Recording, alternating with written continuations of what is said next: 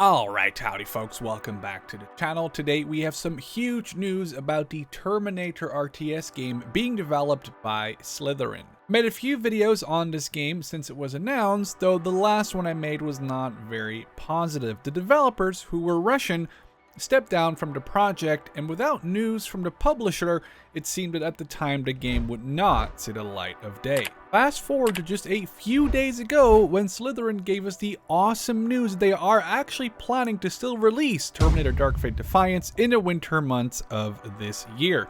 This announcement came along with a 30+ minute video of gameplay and commentary, which we'll take a look at here in today's video. Now, I'd highly suggest that you check out one of my previous Dark Fate Defiance videos for more info on the game, as I won't be diving too deep into that here today. You can also find a link to that and the game's Steam store page down below. Are you as excited as I am that this game isn't cancelled? Let me know down in the comments.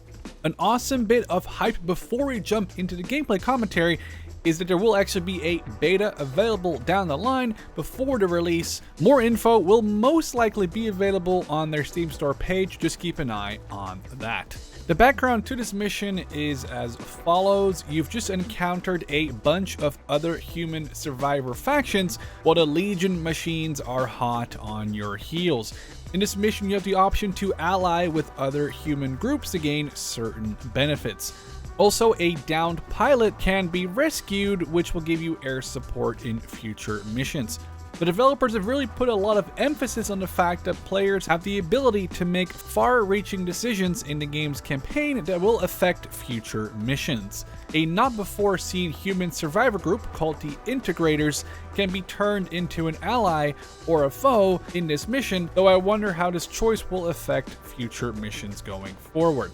What was clear from the first footage from months back is that the game looks very similar in everything down to the UI to the game called Syrian Warfare, actually made by those developers who ended up leaving the game. The UI as well as the gameplay will be very familiar to people who played that game. According to one of the developers in the video, the skill of this particular mission is only medium compared to the rest of the game, with some battles featuring 2 or 3 times as many units as seen here throughout the battle.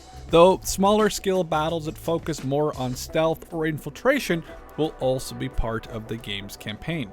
Now, besides ex-US military equipment like M113s, Humvees, or Abrams tanks, there are a lot of scavenged units and equipment like these pickup trucks, vans, or even the semi-truck seen here. You can even see what appears to be an up-armored civilian pickup towing an up-armored civilian trailer, which now has a gun on it. The main goal of this mission seems to be to destroy multiple Legion convoys that traverse the map, though new objectives are being made available to the player throughout the mission.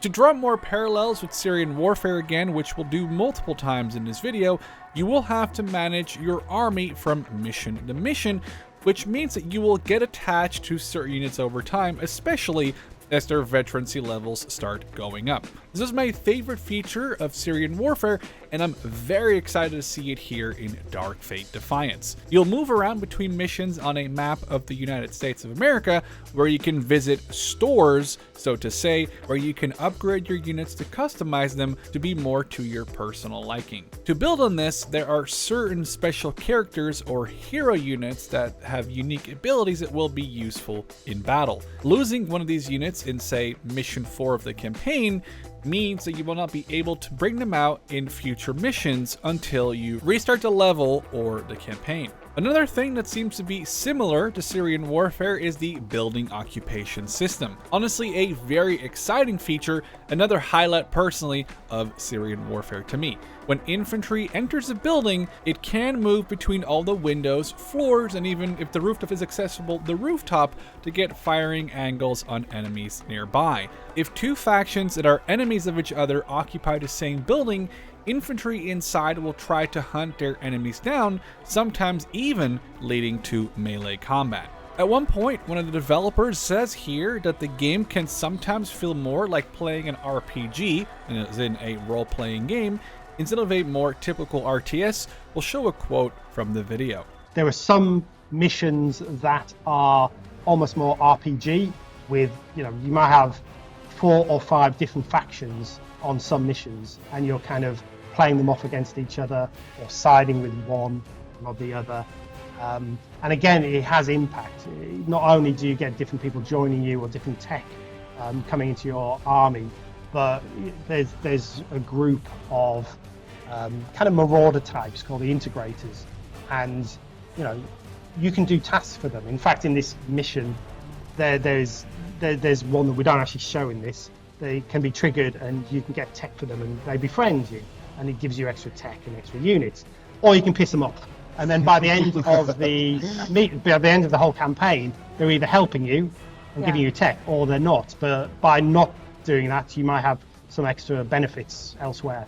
Some missions may only be triggered by completing or doing certain things in other missions. These can be missed though, so you will have to play the game multiple times to get to experience every mission the developers have made. Again, much like Syrian Warfare, the vehicles are quite modular, with different modules on vehicles capable of being damaged or destroyed, affecting the overall effectiveness of these vehicles in battle. The game will come with 4 difficulty levels, and the gameplay you can see here in the background is recorded on hard. Easy and normal are the first of difficulties, and Iron Man is the last one. Iron Man, I think, is just hard difficulty, but with the added penalty of not allowing you to manually save. This means if you lose a specific unit, you may have to restart the entire level, and you can't just save scum your way through a mission.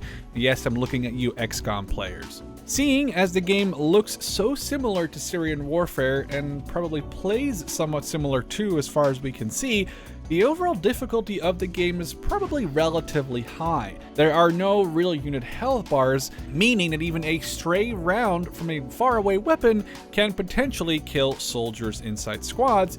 And since armored vehicles have no hit bars either, it's common in Syrian Warfare to see a tank get instantly blown up on first contact. It wouldn't surprise me if Dark Fate Defiance will play similarly, where you'll have to be very careful with your units, even on the lower difficulties. The devs do talk about some more stuff, but I think I grabbed the most interesting things from their hour-plus livestream.